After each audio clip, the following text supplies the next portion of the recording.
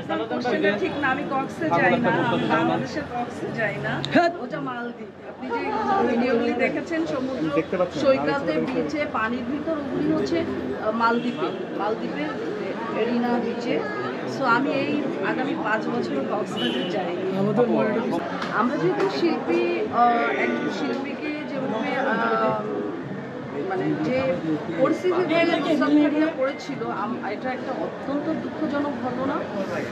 আমরা শিল্পী সমিতির যারাই সদস্য ছিল এবং শিল্পীরা ছিল সবাই অনুতপ্ত এবং দুঃখিত।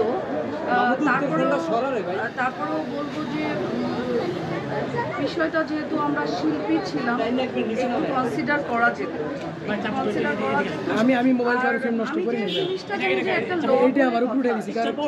জি ভাই সাইলেন্ট থাকি। যদি কারোর নামে দুদকের মামলা থাকে, এমন কোনো মামলা থাকে, সেক্ষেত্রে তার বিদেশ যাত্রা থেকে একটা নিষেধাজ্ঞা কিন্তু থাকে। তো আমার মনে হয় মুস্তাফা ভাইয়া সেটা জানতো না, কিংবা সে অবগত ছিল না। তো আমি বলবো যে শিল্পীদের আসলে রাজনীতি করা উচিত না। আমরা যে প্রফেশনে আছি, আমাদের প্রফেশনটা হচ্ছে বিনোদিত করা জনগণকে। তো এই প্রফেশনের বাইরে আরেকটি প্রফেশন গ্রহণ করা আসলে আমার উচিত না। যদি কেউ রাজনীতি করতে চায়, আমার মনে হয় চলচ্চিত্র পেশাটাকে কুইট করে দেন আলাদা পেশায় যাওয়া। এটা টোটালি একটা রাষ্ট্রীয় ব্যাপার। আমরা যেহেতু শিল্পী সমিতির কাজ হচ্ছে শিল্পীদের ভালো মন্দ দেখা। এখন যেহেতু সমিতি কেন্দ্রিক যদি কোনো মামলা হতো, সমিতি কেন্দ্রিক কোনো ঝামেলা হতো, আমরা একেবারে এটার পক্ষে কিংবা বিপক্ষে কিংবা যাচাই বিচাই করতাম, কোনটা দোষ, কোনটা অপরাধ, কোনটা গুণ, এগুলি আমরা দেখতাম। বাট 22 কোটি জনগণ এখন বর্তমানে যারা আছেন, তারাই কিন্তু চলচ্চিত্র দেখেন, তারাই নেতা নেত্রী আবিষ্কার করেন বা তৈরি করেন।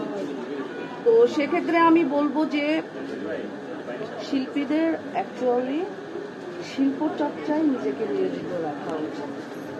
এগুলি তো সব মামলাগুলি আসলে তো শিল্পী সমিতি কেন্দ্রিক না, চলচ্চিত্র কেন্দ্রিক না, এগুলি তো রাজনৈতিক কেন্দ্রিক।